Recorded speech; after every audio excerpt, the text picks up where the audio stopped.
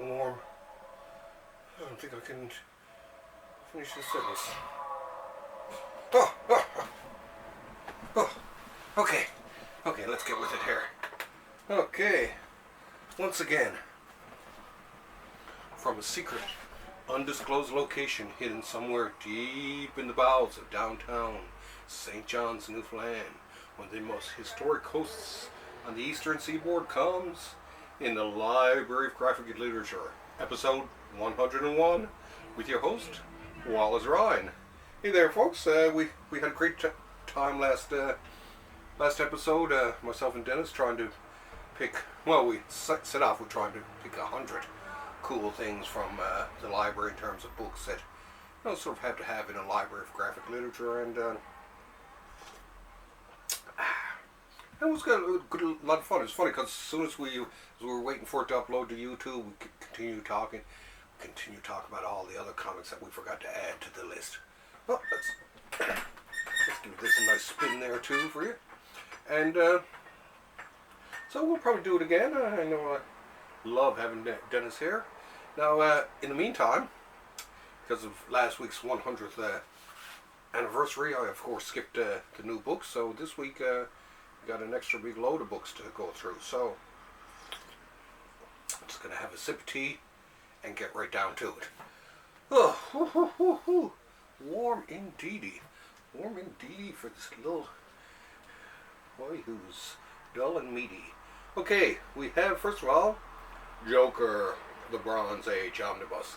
This basically has the Joker series, a lot of the Joker appearances from the 70s, mainly Batman and the Brave and the Bold ones. And this actually even includes the famous Jokerfish episodes from the Marshall Rogers run. So that's pretty cool. But yeah, and this also has the lost, previously unpublished Joker number 10. So I've read most of the comics in this actually from growing up, except for obviously number 10. So I'll give that a read. The Joker series at the time, well, wasn't real. It's kind of hard to do a good comic on a homicidal maniac, but I guess they tried, right? Irv Novick. But these actually, I like the Joker appearances. I always liked Jim O'Para's Joker. I loved his long, lean face he used to draw of him. And there's a little bit of Ernie Chua, Irv Novick. Yeah, a lot of them, so, but still, definitely worth getting, if only for the issue number 10. Whew. Oh, Metro de Dios. It is hot in here. Mm-hmm. Oh. Oh, big hello to Ricardo and Javier. How are you guys doing? Anyway, okay. Oh, wake up. Okay, here we go. Now, the other cool thing, of course, this is why I didn't just want to skip the other week, is of course the Marvel Masters of Suspense. Steve Ditko and Stan Lee's monster comics, basically. I was a big fan of the Kirby and Ditko monster comics and Lee for years, and I had been collecting them through the Atlas Marvel Masterworks, which was pretty good. But then, of course, they did away with the Atlas Marvel Masterworks, and I was traumatized because I thought, geez, I'll never get a complete run of the Ditko or complete run of the let's just sit back here, or a complete run of the Kirby monster stories, which I mean they're classics. The 50s, it's filled with flying saucers and scary things, and I thought the monster era at Atlas really sort of covers that feel. Okay, now try to sit up again. Oh, here's one actually that arrived. This is a reorder, but I thought I'd have to show it anyway.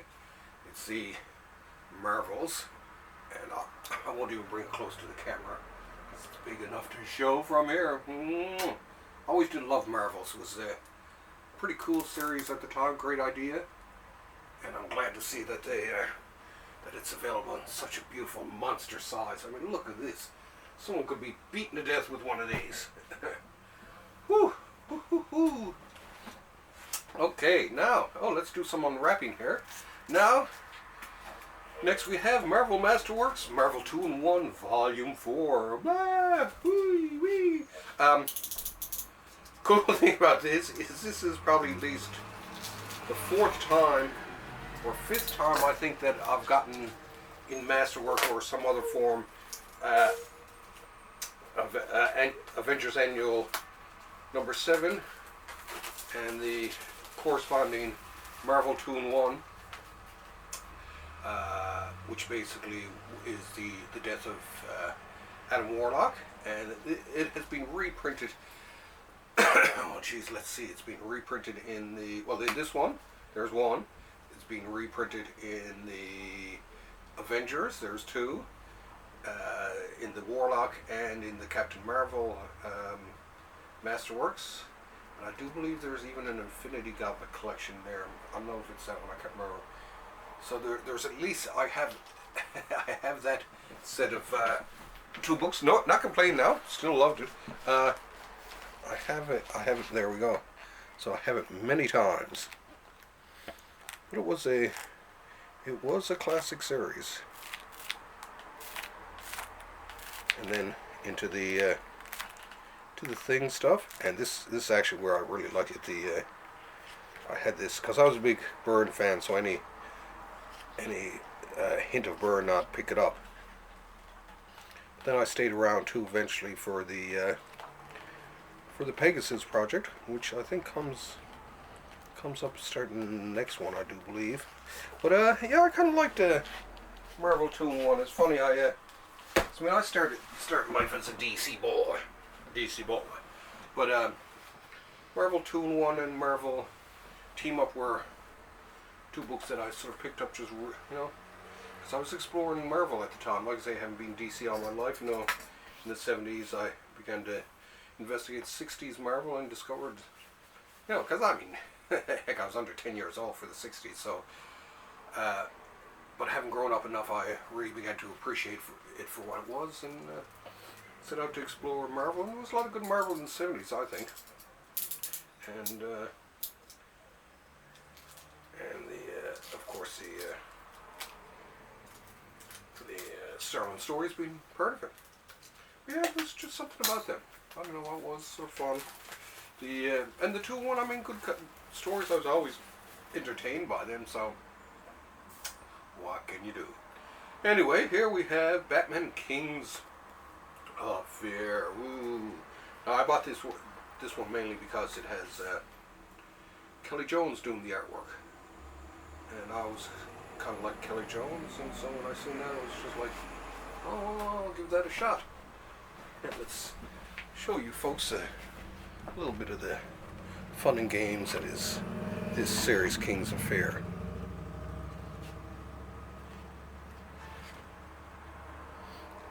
I always did like Kelly Jones, there was just something about him. I love that Dead Man series he did years ago. That was cool. Of course, he does a Wicked Swamp Thing too. But definitely a good Batman. So yeah, give that a shot too, folks.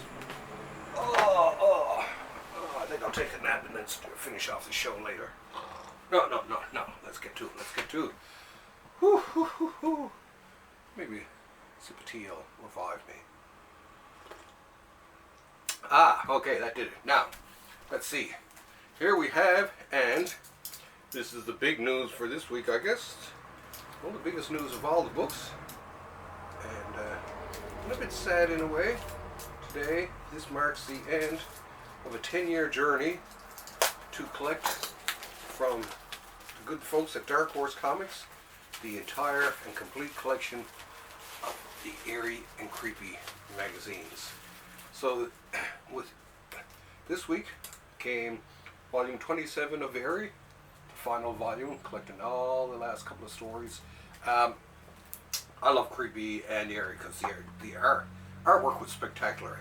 You know, a lot of the, especially earlier on, there were a lot of the big people from the North American market, and then they got people in from overseas and all that, and really introduced us to a lot of sort of cool new artists from around the world. Let's see what they have in terms of artists here. Okay, Fred Carrillo, E.R. Cruz, Kelly Frias, Rudy Nebrez, Nestor Redondo, to name a few. Big fan of Nestor Redondo myself. But yeah, it was, and Rudy Nebrez, loved Rudy Nebrez too. It was just something cool about these. And I mean, Eerie and Creepy really in a lot of ways were well ahead of their times when you think about the fact that it wasn't, I mean, it wasn't until the 70s and we started to get heavy metal and a real good shot at adult style comics. But between EC and heavy metal, the Warren Archives kept us us deep rooted comic book fans alive while waiting for a better day.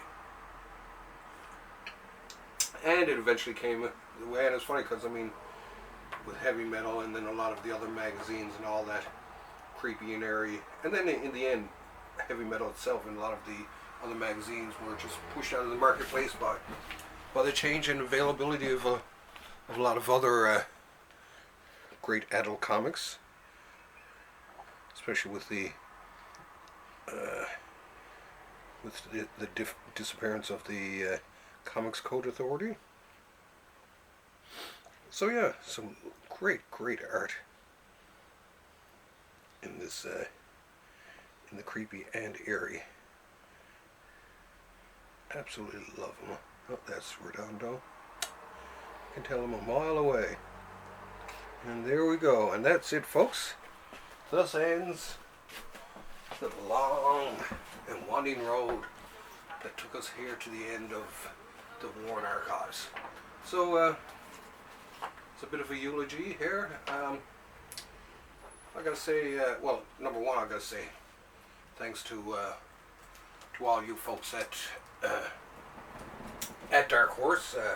I know there a few years ago, of course, you had lost some steam and people feared that you weren't going to finish off the series, even though you were only a few books short. Anyway, so congratulations, Dark Horse. Thank you very much. I mean, it's the same with the Library of American Comics and other publishers who print a lot of this older stuff. You're doing more than just entertaining a whole new generation of comic book artists and comic book fans. You're preserving a little bit of comic book history. So, oh, actually, I think it's sunny out there. I figure I might as well let in some sun here too, even though it is still pretty bright. Oh, look at that! That's even brighter. So yeah, so these people, like I say, you're all preserving a little bit of comic book history, and you deserve to be thanked for it. That being said, speaking of preserving comic book history, this is another company that flies under the radar for a lot of the work they do with preserving comic book history. Is PS Artbooks out of the UK, and this one here is Uncanny Mysteries, Weird and Strange. This would be from Superior Comics, featuring Jade Disbrow and the Iger Shop. So yeah, some pretty cool. Like I say, these are just. I don't know. It's to me. I've said it many times. It's just like having a collection of the original comics because they put the ads in with them. And the ads are kind of funny, but the stories, like I say, it's great because I mean the PS Artbooks are reprinting like a lot of very obscure horror stuff and all that, and they're doing stuff that a lot of other companies aren't touching, and they, like Dark Horse and the Library of American Comics, should be thanked for helping preserve the art form. So unlike painting, where you have paintings in art galleries and stuff like that, comics really only exists on the printed page. So if these were allowed to disappear, you know, the copies as time goes by and the copies all start to disintegrate over decades and centuries, we will have at least saved a lot of it through these reprints. So yeah, that's kind of cool. Whew, okay. I'm coming down towards the last here now. Well, I got one more new one and then a couple of reorders to show you. Da-da-da-da! Another EC Archives. This time it's crime suspense stories. Woo! Look at him hang. love EC comics. It's like I say, it represents a whole era in the culture of the United States, North American culture. And it's funny, and I find the same thing when I'm listening to radio shows from the same era. There are a lot of themes that come out in EC comics that you see in other things, in movies, stuff like that. And one of the most common ones are husbands and wives trying to kill each other because they don't want to get divorced or for whatever reason, and which I kind of like. But the art, of course, top notch in this. There's Johnny Craig, Jack Davis, all kinds of great artists. And EC in the 50s did sort of what Warren magazine did in the 60s and 70s. While the Comics Code hobbled the art form of comics, it was people like EC Comics and then Warren who actually kept the art form alive, I think, or at least kept it vital. I mean, it was still alive. There's still stuff being put out, but hey, that Comics Code Authority, it was like a weight around all of our necks, dragging us down. Anyway, yeah, another cool EC Archives. Oh man, I'm sorry I'm not my usual bubbly, effervescent self here, but it is pretty warm. So just about done.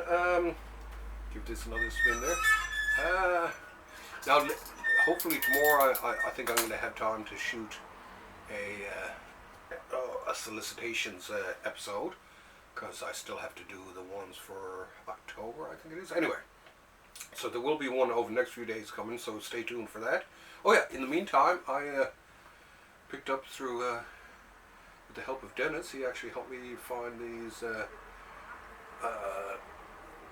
Blueberry books from Ditko publisher, and now these are of course all in French, but I mean, I'll take my time reading them. I'll be very slow and I'll check it out, but the artwork, of course, is just off the scale.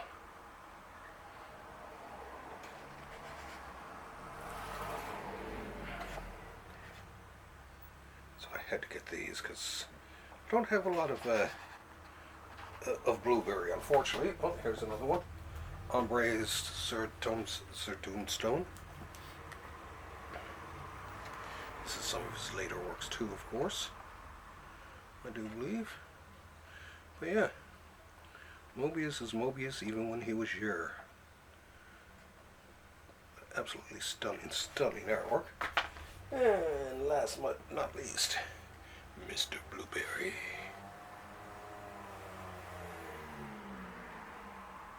Yeah, especially for you Mobius fans, get out there and find yourself some of these. If anyone has any extra of these they want to donate to the library, let me know and send them to me.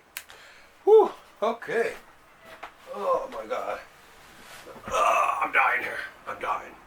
Anyway, cheers. Another cup of tea finished. Another stack of books gone through. And a little bit more comic book love is out there in the world. So, I love all you people.